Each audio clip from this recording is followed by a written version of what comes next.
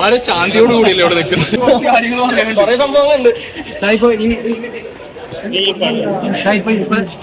ഈ സീക്രട്ട് അങ്ങോട്ട് പോയിട്ട് ഈ 2 ദിവസം കഴിഞ്ഞപ്പോ സായിക്കിന് മനസ്സിലായി ഗാലറിയിൽ നിന്ന് ഗോൾ അടിക്കുന്ന ഒരു വ്യക്തിയാണ്, അല്ലെങ്കിൽ കൈ അടിക്കുന്ന ഒരു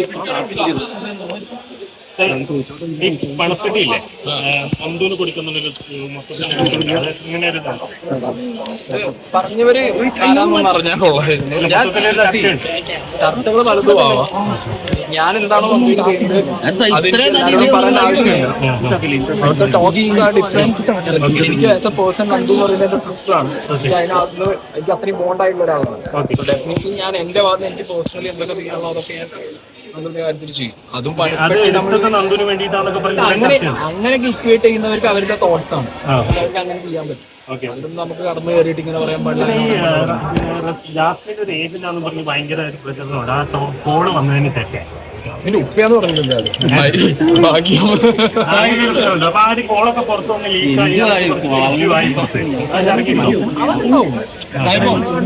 ഞാൻ ജസ്റ്റ് കണ്ടു, പക്ഷെ ഞാനത് കൂടുതലായിട്ട് നോക്കിയിട്ടില്ല.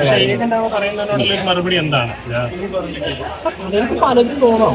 നമ്മളതിനകത്ത് ഉണ്ടായിരുന്ന ടൈമിൽ ഓരോരുത്തർക്ക് ഓരോ രീതിയിൽ ഓഡിറ്റ് ചെയ്യാൻ പറ്റും. നമ്മൾ രീതിയിലാവണം എന്ന് പറയാൻ പറ്റില്ലല്ലോ. ആ ഓഡിറ്റ് ചെയ്തവർ അവരുടെ തോട്ട്സ് വെച്ചിട്ടാവും അവർ പറയുന്നത്. ഈ ബിഗ് ബോസ് എന്റെ പേഴ്സണൽ താല്പര്യം എനിക്ക് സിജോക്ക് കിട്ടണമെന്നാണ്. എന്തുകൊണ്ടായിരിക്കാം? എങ്കിൽ പോലും ഫേക്ക് ആയിട്ട് കളിക്കുന്ന ഒരുപാട് പേര് ഇപ്പോൾ ബിഗ് ബോസ് ഉണ്ടെന്ന് തോന്നുന്നു. സർവൈവൽ ഗെയിമാണ്. ഒന്ന് വെയിറ്റ് ചെയ്തിരുന്നെങ്കിൽ 10 ലക്ഷം ആയി കഴിഞ്ഞാൽ 10 ലക്ഷം എടുക്കുമായിരുന്നോ? അങ്ങനെയാണ് ഞാൻ എന്ത് വന്നാലും എടുക്കുന്നുള്ള മൈൻഡ്. 50 രൂപ എടുക്കുന്നുള്ള മൈൻഡ്. ഞാൻ അത് ഓൾറെഡി അവിടെ പറഞ്ഞു. ശാന്തൻ സായി പേര് എന്താ പറയാനുള്ളത്?